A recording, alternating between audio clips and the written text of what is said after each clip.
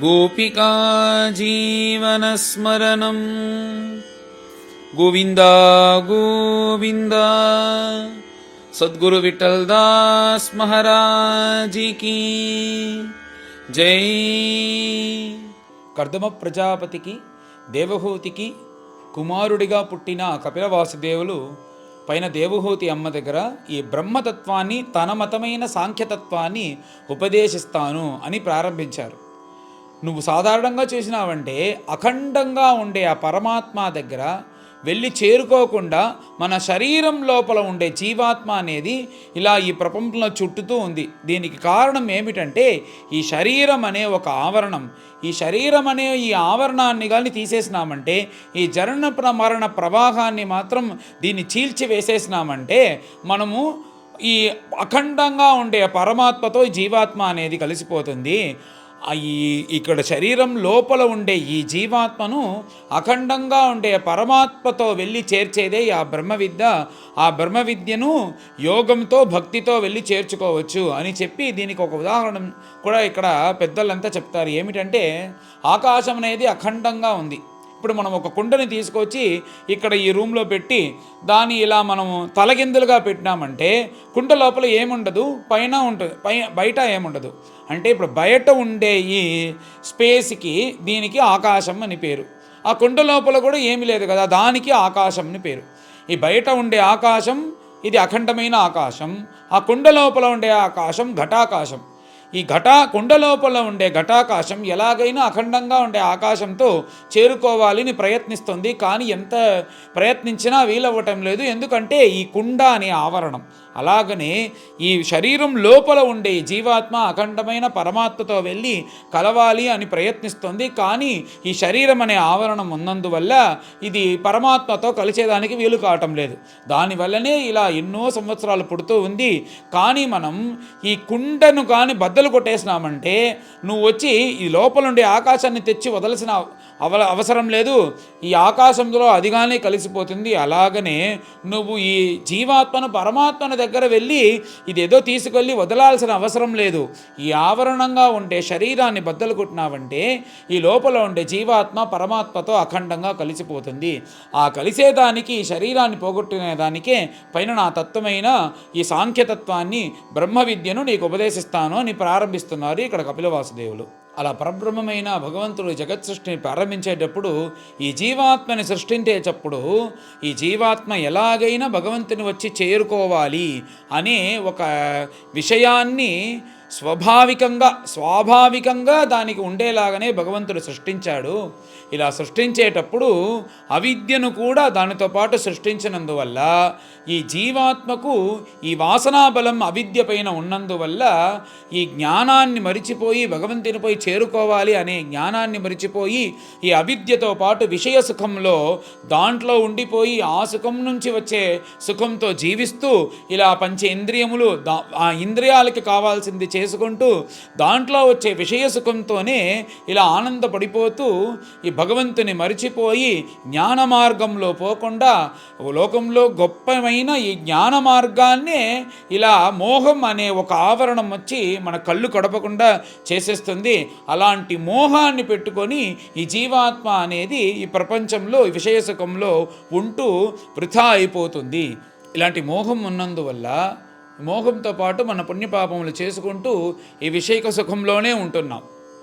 ఈ జీవాత్మ అనేది పుట్టేటప్పుడు ఈ అవిద్యను స్వీకరించి దానివల్ల వచ్చే కర్మ, ఆ కర్మంతో పాటు జీవించినందువల్ల పుణ్యపాపాలు వీటన్నిటినీ స్వీకరించినందువల్ల జ్ఞానం అనేది చాలా దూరంగా వెళ్ళిపోయి ఈ జీవాత్మకు జనన మరణం అనే ఈ కర్మ ఫలముగా కాలస్వరూపంగా వచ్చి ఈ జీవాత్మకు వచ్చి చేరుతుందంట. అలా వీటన్నిటినీ తీసుకొని ఈ కర్మ ఫలముతో ఈ జీవాత్మ అనేది విషయసుఖంతో ఉంటూ ఈ ప్రపంచంలో ఇలా జననం అన్న ప్రవాహంలో ఇలా పుణ్యపాపాలతో పాటు అవిద్యను స్వీకరించి ఇలా ఉంటుంది అమ్మా అని చెప్పిన వెంటనే పైన దేవహూతి కపిల వాసుదేవుని చూసి ప్రార్థిస్తూ ప్రశ్నలు అడిగిందంట. కపిల, ఈ ప్రపంచం సృష్టి అయ్యేదానికి పరబ్రహ్మం పరబ్రహ్మం అనేది సగుణంగా మారి మాయను సృష్టించి స్థూలంగాను సూక్ష్మంగాను ఎన్నో విషయాలను పెట్టుకొని ఈ ప్రపంచాన్ని సృష్టి చేసింది అని చెప్పినారు. ఈ మొదట సృష్టి అయింది ఈ మాయ అని అందరికీ తెలుసు. ఈ మాయ ఏ తత్వములతో ఆధారముతో ఈ జగత్ సృష్టి చేసింది అది నువ్వు చెప్పాలి అంటూ, ఈ జగత్ సృష్టి ఎలా వచ్చింది అని అందరికీ తెలుసుకోవాలని ఆశగా ఉంది, అది నువ్వు చెప్పాలి అని చెప్పిన వెంటనే పైన కపిల వాసుదేవులు దేవహూతి గురించి తనమ్మ దగ్గర బదులు చెప్తున్నారంట. భగవంతుడు జగత్ సృష్టి కోసం మొదటిని మాయను స్వీకరించాడు. ఈ మాయ అనేది ప్రపంచాన్ని సృష్టి చేసేదానికి ఆధారమైన వస్తువుగా ఉంది. ఈ మాయ వల్లనే ఈ ప్రపంచంలో మనకందరికీ వ్యవహారం జరుగుతుంది. కానీ వాస్తవంగా ఉండేది ఏదంటే పరబ్రహ్మ స్వరూపమే అన్ని చోట్లోనూ ఉంది. ఈ పరబ్రహ్మమే అన్ని చోట్ల ఉంది అని తెలుసుకున్న వాళ్ళు జ్ఞానులు. వాళ్ళకు మాయ ఏం చేయదు భగవంతుని యొక్క కృప వల్ల. కానీ భగవంతుని యొక్క కృప దక్కని వరకు ఈ ప్రపంచం అనేది వ్యవహారంగానే మనకు తోచుతుంది. దానికి కారణం మాయ. ఈ మాయ అనేది మనల్ని మాయ చేస్తుంది. కానీ ఆ మాయకి ఏ రోజు కూడా మాయ ఉండదు. ఆ మాయకు తెలుసు ఇది సత్యం కాదు అని. కానీ భగవంతుని యొక్క శక్తి కాబట్టి మనకు మాయ చేసి అది జ్ఞానంతోనే ఉంటుంది. అదే భగవంతుని యొక్క శక్తి. అలాగనే ఈ మాయను భగవంతుడు సృష్టి చేసి ఆ మాయ తర్వాత అవ్యక్తం మహత్ అన్న విషయంను సృష్టి చేసి అహంకారం అనే దాన్ని సృష్టి చేసి పంచభూతములు పంచ తన్మాత్రలు తర్వాత పంచ జ్ఞానేంద్రియములు పంచ కర్మేంద్రియములు 23 తత్వాలు తర్వాత మనస్సు దాన్ని సృష్టి చేసి వీటన్నిటిని సృష్టి చేసిన తర్వాత పురుష పంచవింశ అంటూ 25వ తత్వముగా కాలం అనేదాన్ని భగవంతుడు సృష్టి చేశారంట. దీనికి ఏమిటంటే 25వ తత్వముగా ఉండే ఈ కాలమే అన్నిటికీ ఆధారంగా ఉంది. ఈ కాలంతోనే అన్నీ నడుస్తోంది. ఈ కాలమే అన్నిటికీ కారణం అంటూ కాలమే భగవంతుని యొక్క స్వరూపం. భగవంతుడు వేరే కాలం వేరే అనేది కాదు. ఈ కాలమే ఒక మనిషికి జననాన్నిస్తుంది, మరణాన్నిస్తుంది, మంచిదిస్తుంది, చెడునిస్తుంది. మనిషికిని కాదు, ఈ ప్రపంచంలో ఉండే దేనికైనా సరే సూర్యుడు, చంద్రుడు, గ్రహములు, నక్షత్రములు, నదులు, కొండలు, దేవతలు అందరికీ ఏది ఆధారం అంటే ఈ కాలమే. ఇదే కదా మనం ఇప్పుడు లౌకికంగా కూడా చెప్తున్నారు టైం అని. ఈ కాలమే అన్నిటికీ కారణంగా ఉంది. ఈ కాలమే భగవంతుని యొక్క స్వరూపం అంటూ ఈ కాలం గురించి వర్ణించారు ఇక్కడ కపిల వాసుదేవులు. భగవంతుని దగ్గర నుంచి మాయ అనేది సృష్టి అయింది. ఈ మాయ సృష్టి అయిన తర్వాత మహత్ అనే తత్వం. ఈ మహత్తత్వం అనేది ఏమిటంటే ఈ జగత్తు సృష్టి అయ్యేదానికి ఉండే ఆధారమైన వస్తువు. దీన్ని మనం ఎలాగైనా పెట్టుకోవచ్చు. దీనికి ప్రకాశం అని వ్యాఖ్యానం చేసేవాళ్ళు చెప్తున్నారు. ప్రకాశం అంటే లైట్. అది ఉంటేనే కదా మనం చూడగలుగుతాం. ప్రకాశం కానీ లేకపోతే ఏ వ్యవహారం ఎక్కడ జరుగుతుంది?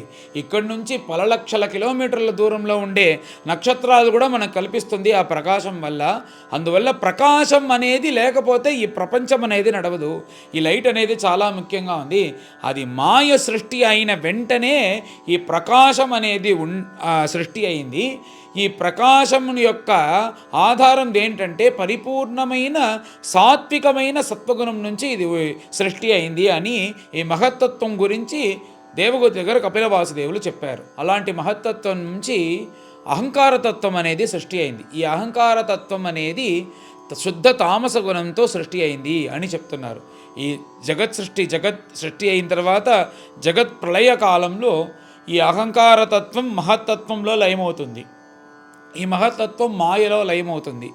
ఆ మాయ అనేది ఆ పరబ్రహ్మంతో లయమైపోతుంది. అఖండ బ్రహ్మంగా ఉంటుంది అంటూ ఇప్పుడు వ్యతిరేక వ్యాప్తిగా కూడా ఇక్కడ వర్ణించి పైన ఈ మహత్వత్వం నుంచి పుట్టిన ఈ తామస గుణంతో ఉండే ఈ అహంకారతత్వంని వర్ణిస్తూ ఈ అహంకారతత్వం లోపల 3 తత్వములు ఉన్నాయి. అదంటే ఈ అహంకారతత్వం తమస్సులో ఉంచింది. కానీ కూడా దాంట్లో 3 ఉందంట. అది ఏమిటంటే మళ్ళీ సత్వం, రజస్, తమస్సు. అలాగ 3 విధమైన అహంకారం ఉంది. శుద్ధ సత్వగుణంతో ఉండే తామస అహంకారం, ఆ అహంకారం నుంచి వచ్చింది మనస్సు, దానికి వైకారికం అని పేరు. తర్వాత శుద్ధ రాజస గుణం నుంచి వచ్చినది, దానికి తైజసం అని పేరు. ఆ తైజస అహంకారం నుంచి సృష్టి అయింది బుద్ధి అని చెప్పారు. ఇలా తైజసం అనే అహంకారం నుంచి ఈ రాజస అహంకారం అనేది సృష్టి అయింది కదా. ఈ రాజస అహంకారం తైజసం అనే దాని నుంచి కర్మేంద్రియములు, జ్ఞానేంద్రియములు సృష్టి అయింది అని చెప్పారు. తర్వాత ఈ తామస అహంకారం నుంచి పంచభూతములు పంచతన్మాత్రలు సృష్టి అయింది అని చెప్పారు. ఈ తామస అహంకారం నుంచి సృష్టి అయిన పంచభూతముల గురించి పైన చెప్పేటప్పుడు ఈ ఆకాశంని మొదట ఎత్తుకున్నారు. ఇదే మొదట సృష్టి అయింది. ఈ ఆకాశం, ఈ పంచభూతములు, దీని యొక్క కార్యములు, దీని యొక్క తన్మాత్ర ఏమిటని చెప్తూ వస్తున్నారంట. ఈ ఆకాశం అనే ఈ పంచభూతం, దీని యొక్క తన్మాత్ర అనేది శబ్దం. ఈ ఆకాశం యొక్క పని ఏమిటంటే ఇదే అన్నిటికీ ఆధారం. ఈ ఆకాశంలోనే కదా అన్ని భూతములు, మిగతా ఉండే 4 భూతములు ఉన్నాయి. ఈ ఆకాశ శరీరం బ్రహ్మ అంటూ ఆకాశమే కదా ఈ లోకంలో విస్తారంగా ఉంది. అన్నిటికీ ఆధారంగా ఉండేది ఈ ఆకాశం. దీని యొక్క ఆకాశం యొక్క తన్మాత్ర అనేది దీనికి శ్రోత్రం అనే చెవి, దీని యొక్క తన్మాత్ర అని చెప్పి ఇలాంటి ఆకాశం నుంచి స్పర్శం అనే తన్మాత్ర అనేది సృష్టి అయింది అని చెప్పారు. ఆ స్పర్శాన్ని ఆధారంగా పెట్టుకొని వాయు అనే ఆ పంచభూతంలో ఒకటి సృష్టి అయింది ఆకాశంలో.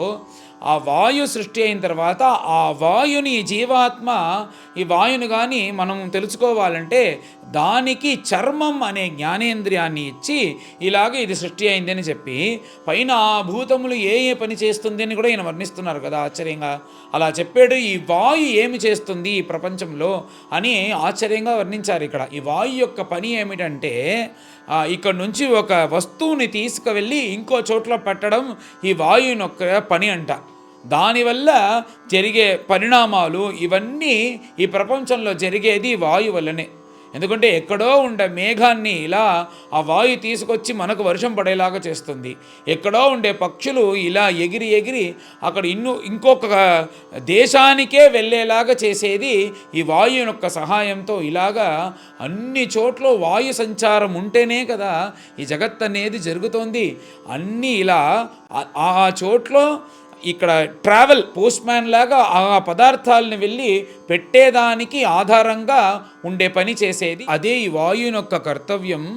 భగవంతుడు ఇలా నువ్వు ఈ పని చెయ్యాలని ఆజ్ఞాపించారు. అలాంటి వాయువు నుంచి రూపం అనే తన్మాత్ర అనేది సృష్టి అయింది. ఈ రూపం అనే తత్వంని ఆధారంగా పెట్టుకొని అగ్ని అనే పంచమహాభూతంలో అగ్ని అనే భూతం సృష్టి అయింది. ఈ అగ్ని యొక్క తన్మాత్ర అయిన రూపాన్ని మనం రిసీవ్ చేసుకునేదానికి చక్షుస్ అంటే కళ్ళు అనే జ్ఞానేంద్రియాన్ని భగవంతుడు సృష్టించారంట. ఈ ఒక్కొక్క పంచభూతంలో వాటికి ఏమేం పని చెప్పేటప్పుడు అగ్ని యొక్క పని ఏమిటంటే అన్నిటినీ భస్మం చేయాలి. అన్నిటినీ భస్మం చేయాలంటే ఇలా అన్నిటినీ సమాప్తి చేయాలి అని అర్థం కాదు. దాన్ని ఇలా అగ్నితో పాటు భస్మం చేస్తేనే అదొక ఎనర్జీగా మారుతుంది. ఇప్పుడు మనం వెళ్ళే ఆహారం తింటున్నాం కదా, ఈ జాఠరాగ్నిలో వెళ్ళి అది దహించేలాగా అది అక్కడ పని చేస్తేనే మన శరీరంలో అది ఎనర్జీగా మారుతుంది. మనం దాన్ని పెట్టుకొని ఇలా పుష్టిగా ఉన్నాం. ఇలాగనే ఈ ప్రపంచంలో ఒక వస్తువుని పరిణామంగా మార్చేదానికి, ఆ ఎనర్జీని సృష్టి అయ్యేదానికి భగవంతుడు అగ్ని అనే పదార్థాన్ని ఇలా సృష్టించి నువ్వు ఈ పని చెయ్యాలి అని భగవంతుడు అగ్నికి ఆజ్ఞాపించారు. ఆ అగ్ని నుంచి రసం అనే ఒక తన్మాత్ర అనేది సృష్టి అయింది. ఆ రసం అనే తన్మాత్రతో జలం, నీరు అనే పంచభూతం అనేది సృష్టి అయింది. ఆ రసం అనే తన్మాత్రను, ఆ నీరుని మన దగ్గర మనం స్వీకరించాలి, రిసీవ్ చేసుకోవాలి అంటే దానికి జిహ్వా అనే ఈ 4 జ్ఞానేంద్రియాన్ని సృష్టించారు.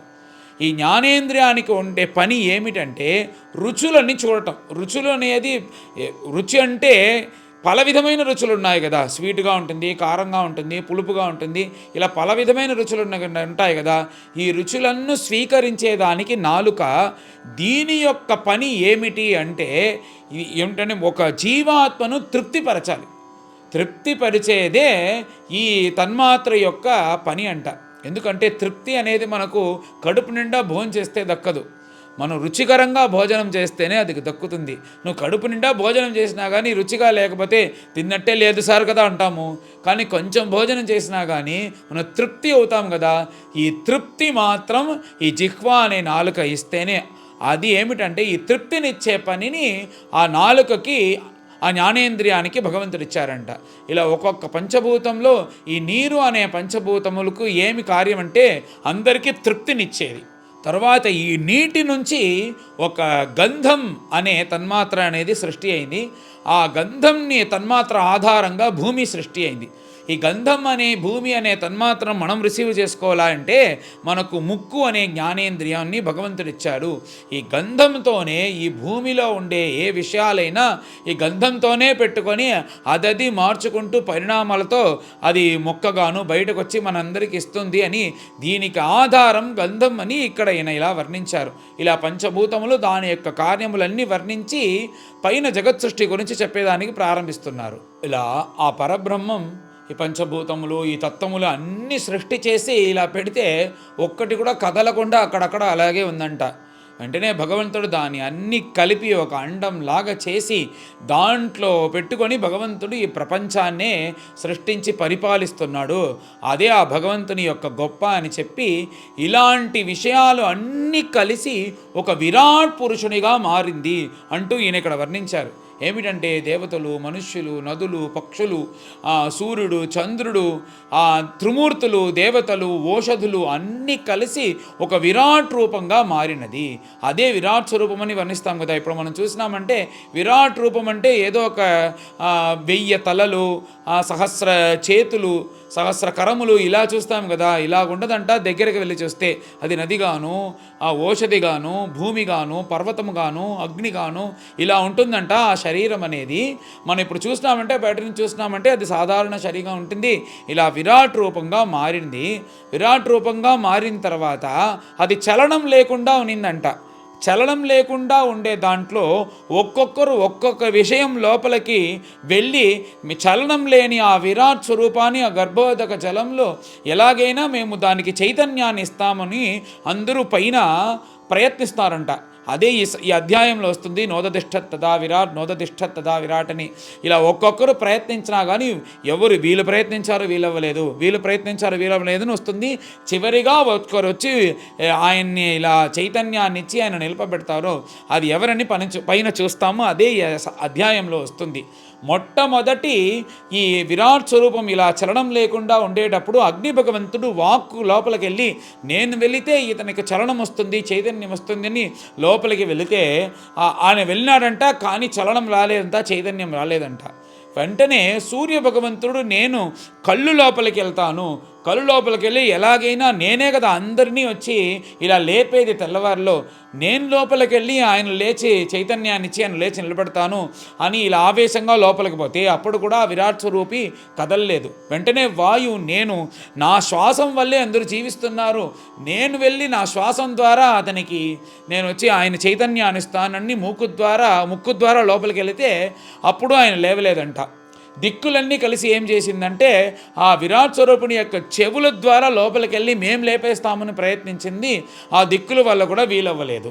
వెంటనే నదీ దేవత, నదులు, ఓషధులు అంతా మేము ఈ భగవంతుని యొక్క రోమద్వారం ద్వారా లోపలికి వెళ్ళిపోయి మేము వచ్చి ఆ విరాట్ స్వరూపానికి చైతన్యాన్ని ఇస్తాను లోపలికి వెళ్ళింది. లోపలికి వెళ్ళినట్టే ఉంది, భగవంతునికి చైతన్యం రాలేదు.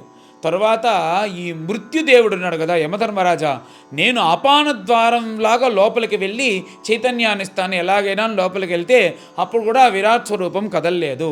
తర్వాత సాక్షాత్ బ్రహ్మదేవుడు అన్నిటికీ కారణం బుద్ధి సరిగ్గా ఉంటే అన్నీ జరుగుతుంది. బుద్ధి స్వరూపుడైన ఆ బ్రహ్మదేవుడు తాను లోపలికి వచ్చి ఇలా విరాట్ స్వరూపానికి వచ్చి ఆ బుద్ధి లోపలికి ఇలా వెళ్ళి కూర్చున్నాడంట ఎలాగైనా చైతన్యం ఇవ్వాలని. అప్పుడు కూడా వీలవ్వలేదు. తర్వాత మహావిష్ణువు ఏం చేసినారంటే ఆ విరాట్ స్వరూపుని యొక్క చరణారవిందంలో లోపలికి వెళ్ళి నేను ఎలాగైనా ఆ కాళ్ళని ఇలా కదులుతాను అని లోపలికి వెళ్ళి ప్రయత్నించారంట. అప్పుడు కూడా ఆ విరాట్ స్వరూపం అనేది కదలలేదు. దాని తర్వాత వీటన్నిటి కారణం మనస్సే కదా అన్నిటికీ పవర్ అవసరాల లోపల ఉంది. ఆ మనస్సు ద్వారా నేను ఈ విరాట్ స్వరూపానికి చైతన్యాన్ని ఇస్తాను అంటూ పరమేశ్వరుడు కూడా లోపలికి వెళ్ళి ఇలా ప్రయత్నిస్తే అప్పుడు కూడా వీలవ్వలేదు. ఎవ్వరు కూడా విరాట్ స్వరూపానికి చైతన్యం ఇవ్వకుండా ఇలా ఆ శరీరంలాగా గర్భోదక చలంలో పడుకొని ఉండేటప్పుడు అక్కడ క్షేత్రజ్ఞుడు అనే ఒక మహాత్ముడు వచ్చి ఏం చేశారంటే తాను లోపలికి వచ్చిన వెంటనే ఆ విరాట్ స్వరూపానికి చైతన్యం అనేది వచ్చింది అని చెప్పారు. క్షేత్రజ్ఞుడు అంటే ఏమిటంటే ఏ వస్తువు ఈ ప్రపంచానికే సృష్టి అయ్యేదానికి కారణంగా ముందుటికంటే ముందు ఉనిందో అదే క్షేత్రజ్ఞుడు. అంటే ఈ త్రిమూర్తులు అంటే బ్రహ్మ, విష్ణు, పరమేశ్వరులు ఒక్కొక్కరు ఒక్కొక్క పని చేసేదానికి వచ్చిన వాళ్ళు. దీనికి పైన ఒక శక్తి ఉంది, అదే ఈ ప్రపంచాన్నంతా సృష్టి చేసింది. అందరూ ఒక్కొక్కరు తనితనిగా ఉంటూ ఒక అవయవాల్లో ఉండి చేరుకొని మేము దీన్ని ఎలాగైనా లేపేస్తాం, చైతన్యాన్ని ఇస్తామంటూ వీళ్ళు ఇలా ప్రయత్నించినా అది వీలు అవ్వలేదు. వీళ్ళు అవ్వకుండా ఉన్నందుకు కారణం వీళ్ళు తనిగా అందరూ వచ్చి ప్రయత్నించినందువల్ల. వీళ్ళందరినీ పెట్టుకొని దీని అన్నిటికన్నే పైన ఉండే ఆ క్షేత్రుడికి లోపల ఇలా వచ్చి ఆ చిత్తం అనే దాన్ని ఇలా యాక్టివేట్ చేసినారంట. ఇలా ఆయన ఎలాగంటే కరెంట్ షాక్ లాగా. ఎలాగైతే ఈ ప్రపంచంలో మనము ఇప్పుడు చూస్తున్నాం కదా, చిత్తం అంటే ఏమిటంటే అది ఒక వైర్ లాగా ఉంటుంది. ఈ ఇంద్రియానికి ఈ మనస్సుకి కనెక్షన్. ఇప్పుడు వెళ్తున్నాము లౌకికంగా, ఒక స్విచ్ని వేస్తున్నాము, పైన ఇక్కడ ఫ్యాన్ చుట్టుతుంది. వీటికి కారణం అంటే వైరింగ్ జరిగితేనే అది జరుగుతుంది. అలాగా ఈ వైరింగ్ లాగా ఉండేది చిత్తం. ఆ చిత్తాన్ని యాక్టివేట్ చేస్తేనే అది జరుగుతుంది. ఆ చిత్తాన్ని వెళ్ళి ఈ క్షేత్రజ్ఞుడు ఇలా కరెంట్ షాక్ లాగా వెళ్ళి యాక్టివేట్ చేసిన వెంటనే ఆ విరాట్ స్వరూపం అనే దానికి చైతన్యం వచ్చి లేచి నిలబడండి. ఆ క్షేత్రజ్ఞుడే అన్నిటికీ కానుడు. అలాంటి ఆ క్షేత్రజ్ఞునే మనం అనవరతము భజించాలి అంటూ దేవహూతి దగ్గర ఇలాంటి విషయాలన్నీ చెప్పి ఈ అధ్యాయాన్ని పూర్తి చేశారు. పైన అందరం కలిసి పారాయణం చేస్తాం. అథ షడ్వింశోऽధ్యాయః. श्रीभगवानुवाच अथ ते सम्प्रवक्ष्यामि तत्त्वानां लक्षणं पृथक् यद्विदित्वा विमुच्येत पुरुषः प्राकृतैर्गुणैः ज्ञानं निःश्रेयसार्थाय पुरुषस्य आत्मदर्शनं यदाहुः वर्णयेतत्ते हृदयग्रन्थिभेदनम् अनादिरात्मा पुरुषः निर्गुणः प्रकृतेः परः प्रत्यग्धामा स्वयं ज्योतिः विश्वं येन समन्वितं स एष प्रकृतिं सूक्ष्मां दैवीं गुणमयीं विभुः यदृच्छयैवोपगताम् अभ्यपद्यत लीलया गुणैः विचित्रासृजतीम् स्वरूपाः प्रकृतिं प्रजाः विलोक्य मुमुहे सद्यः स इह ज्ञानगूहया एवं पराभिध्यानेन कर्तृत्वं प्रकृतेः पुमान् कर्मसु क्रियमाणेषु गुणैरात्मनि मन्यते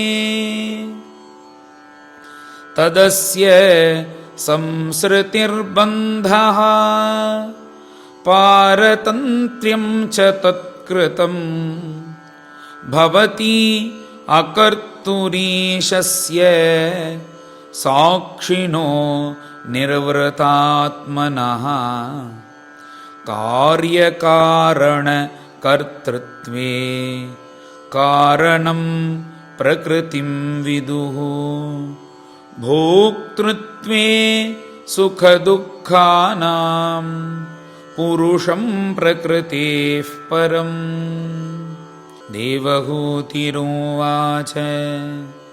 प्रकृतेः पुरुषस्यापि लक्षणं पुरुषोत्तमा ब्रूहि कारणयोरस्य सदसच्च यदात्मकम् श्रीभगवानुवाच यत्तत्त्रिगुणमव्यक्तं नित्यं सदसदात्मकं प्रधानं प्रकृतिं प्राहुः अविशेषं विशेषवत् पञ्चभिः पञ्चभिर्ब्रह्म चतुर्भिः दशभिस्तथा एतत् चतुर्विंशतिकं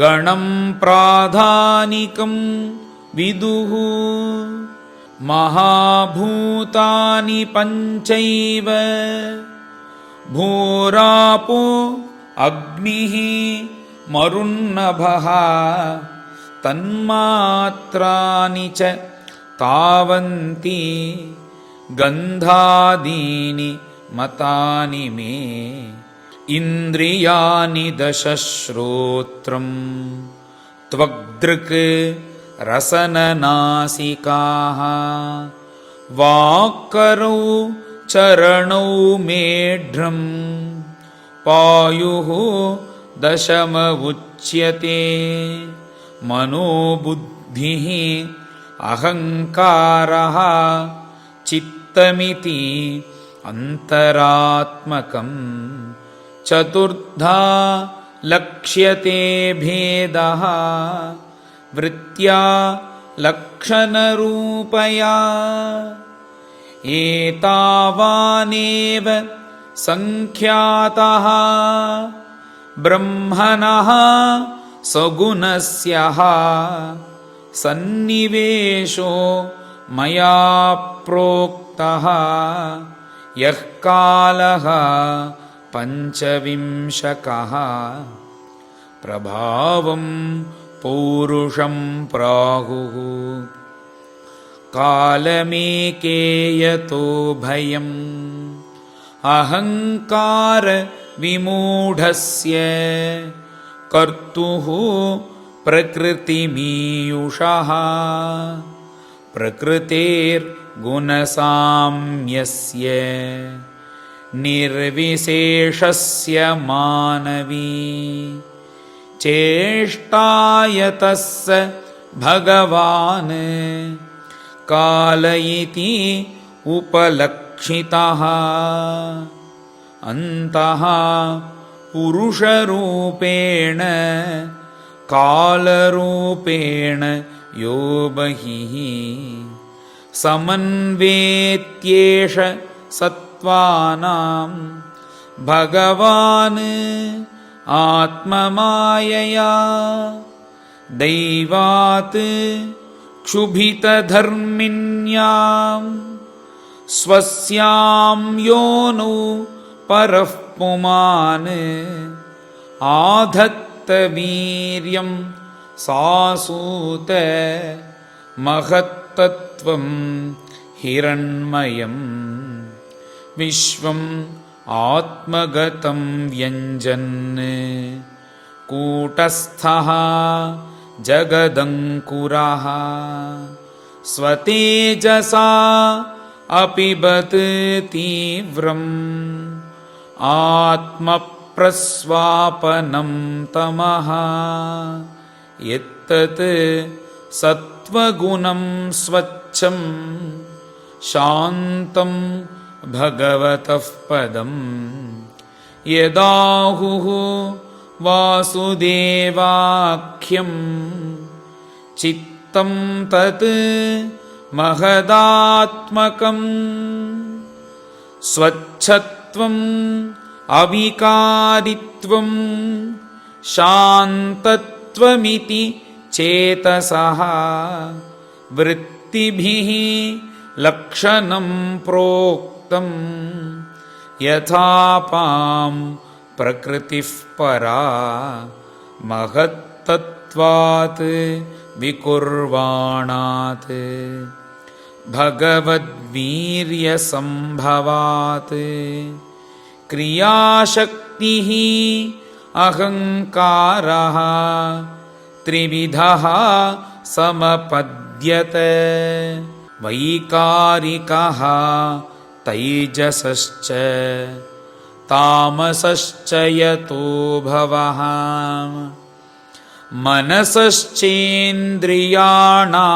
च भूतानां महतामपि सहस्रशिरसं साक्षात् यमनन्तं प्रचक्षते लक्षते संकर्षणाख्यं पुरुषं भूतेन्द्रियमनोमयं कर्तृत्वं कारणत्वं च कार्यत्वं चेति लक्षणं शान्तघोर विमूढत्वम् इति वा स्यात् अहङ्कृतेः वैकारिकात् विकुर्वाणात् मनस्तत्त्वम् अजायत यत्सङ्कल्पविकल्पाभ्यां वर्तते कामसम्भवः यद्विदुः ह्यनिरुद्धाख्यं हृषीकानाम् अधीश्वरम् शारदेन्दीवरश्यामम् सम्राध्यं योगिभिः शनैः तैजसात्तु विकुर्वाणात् बुद्धिः तत्त्वम् अभूत् सति द्रव्यस्फुरण विज्ञानम् इन्द्रियाणाम् अनुग्रहः संशयोऽथ विपर्यासो निश्चयः स्मृतिरेव च स्वाप इति उच्यते बुद्धेः लक्षणं वृत्तितः पृथक् तैजसानि इन्द्रियाण्येव क्रियाज्ञान विभागशः प्राणस्य हि क्रियाशक्तिः बुद्धेः विज्ञानशक्तिता तामसाच्च विकुर्वाणात् भगवद्वीर्यचोदितात् शब्दमात्रम् अभूत्तस्मात् नभश्रोत्रं तु शब्दगम् अर्थाश्रयत्वं शब्दस्य द्रष्टुः लिङ्गत्वमेव च तन्मात्रत्वं च नभसः लक्षणं कवयो विदुः भूतानां छिद्रदातृत्वं बहिरन्तरमेव च प्राणेन्द्रिय आत्मधिष्ण्यत्वं नभसो वृत्तिलक्षणं नभसः शब्दतन्मात्रात् कालगत्या विकुर्वतः स्पर्शो अभवत् ततो वायुः त्वक् स्पर्शस्य च संग्रहः मृदुत्वं कठिनत्वं च शैत्यम् उष्णत्वमेव च एतत् स्पर्शस्य स्पर्शत्वं तन्मात्रत्वं नभस्वतः चालनं व्यूहनं प्राप्तिः नेतृत्वं द्रव्यशब्दयोः सर्वेन्द्रियाणाम् आत्मत्वं वायोः कर्माभिलक्षणं वायोश्च स्पर्शतन्मात्रात् रूपं दैवेरितात् अभूत् समुत्थितं ततस्तेजः चक्षुरूपोपलम्भनं द्रव्याकृतित्वं गुणता व्यक्तिसंस्था त्वमेव च तेजस्त्वं तेजसः साध्वी रूपमात्रस्य वृत्तयः द्योतनं पचनं पानं अदनं हिममर्दनं तेजसो वृत्तयस्त्वेताः शोषणं क्षुत्रुडेव च रूपमात्रात् विकुर्वाणात् तेजसो दैवचोदितात्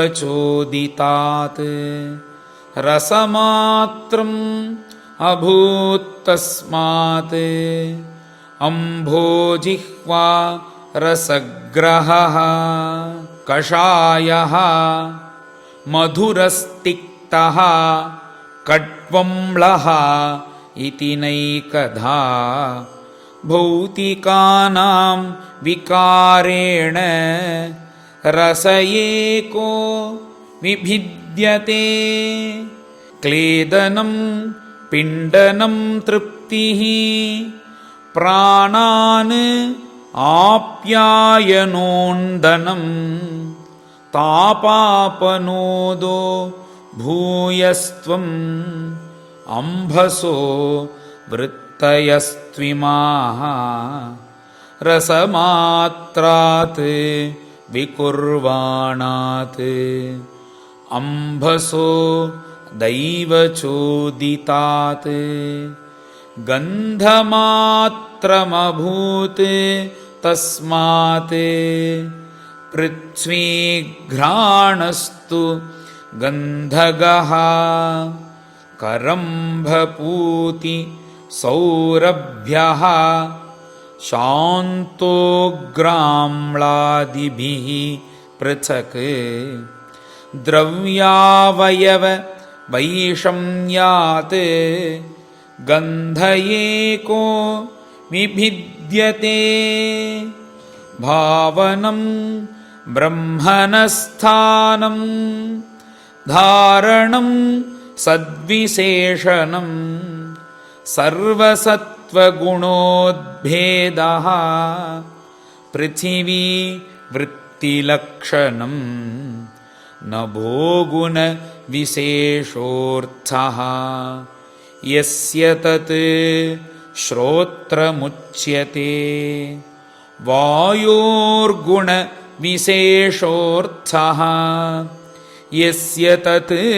स्पर्शनं विदुः तेजोगुणविशेषोऽर्थः यस्य तत् चक्षुरुच्यते अम्भोगुणविशेषोऽर्थः यस्य तद्रसनं विदुः भूमेर्गुणविशेषोऽर्थः यस्य सः घ्राण उच्यते परस्य दृश्यते धर्मः अपरस्मिन् समन्वयात् अतो विशेषो भावानां भूमौ एव उपलक्ष्यते एतानि असंहत्य यदा महदादीनि सप्त वै कालकर्मगुणोपेतः जगदादिः उपाविशत् ततस्तेन अनुविद्धेभ्यः युक्तेभ्यः अण्डमचेतनम् उत्थितं पुरुषो यस्मात् उदतिष्ठत् असौ विराट् एतदण्डं विशेषाख्यं क्रमवृद्धैः दशोत्तरैः तोयादिभिः परिवृतं प्रधानेन आवृतैर्बहिः यत्र लोकवितानोऽयं रूपं भगवतो हरेः हिरण्मयात् अण्डकोशात् उत्थाय सलिलेशयात् तमाविश्य महादेवः बहुधा निर्बिभेदकं निरभिद्यतास्य प्रथमं मुखं वाणी ततोऽभवत् वाण्यावह्निरथो नासे प्राणः अतः घ्राणयेतयोः घ्राणाद्वायुः अभिद्येताम् अक्षिणी चक्षुरेतयोः तस्मात् सूर्यः व्यभिद्येताम् कर्णो श्रोत्रं ततो दिशः निर्बिभेदविराजस्त्वक् रोमश्मश्वादयः ततः ततः ओषधयश्चासन् शिष्णं निर्बिभिदे ततः रेतस्तस्मात् आप आसन् निरभिद्यत वैगुदं गुदादपानो अपानाच्च मृत्युर्लोकभयङ्करः हस्तौ च निरभिद्येतां बलं ताभ्यां ततस्वराट् पादौ च निरभिद्येतां गतिस्ताभ्यां ततो हरिः नाड्योऽस्य निरभिद्यन्त ताभ्यो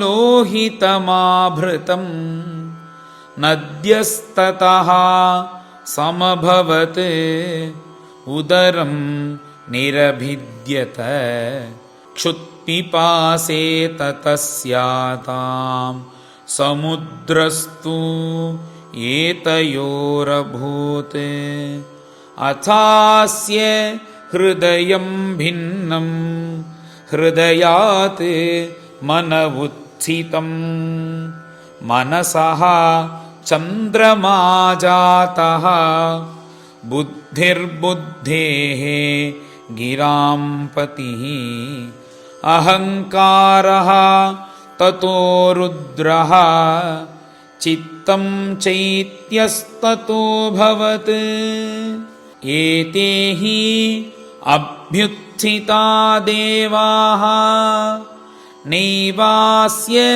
उत्सापने अशकन् पुनः आविविशुः खानि तमुत्थापयितुं क्रमात् वह्निर्वाचा मुखं भेजे नोदतिष्ठत्तदा विराट् घ्राणेन नासिके वायुः नोदतिष्ठत्तदा विराट् अक्षिणी चक्षुषादित्याः नोदतिष्ठत्तदा विराट् श्रोत्रेण कर्णौ च दिशः नोदतिष्ठत्तदा विराट् त्वचं रोमभिः ओषध्यः नोदतिष्ठत्तदा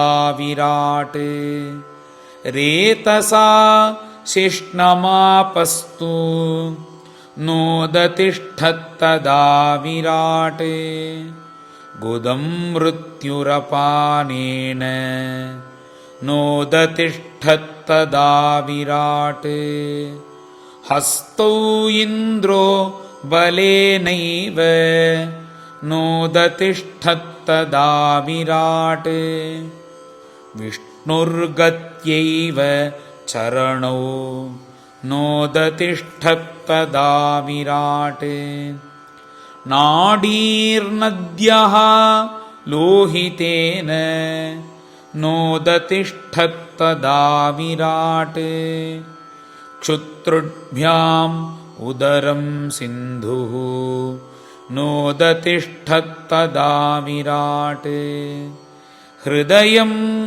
मनसा चन्द्रः नोदतिष्ठत्तदा विराट् बुद्ध्या ब्रह्मापि हृदयं नोदतिष्ठत्तदा विराट् रुद्रः अभिमत्या हृदयं नोदतिष्ठत्तदा विराट् चित्तेन हृदयं चैत्यः क्षेत्रज्ञः प्राविशत् यदा विराट् तदैव पुरुषः सलिलात् उदतिष्ठत यथा प्रसुप्तं पुरुषं प्राणेन्द्रियमनोधियः प्रभवन्ति विनायेन नोत्थापयितुमोजसा तमस्मिन् प्रत्यगात्मानं धिया योगप्रवृत्तया भक्त्या विरक्त्या ज्ञानेन विविच्य आत्मनि चिन्तयेत्।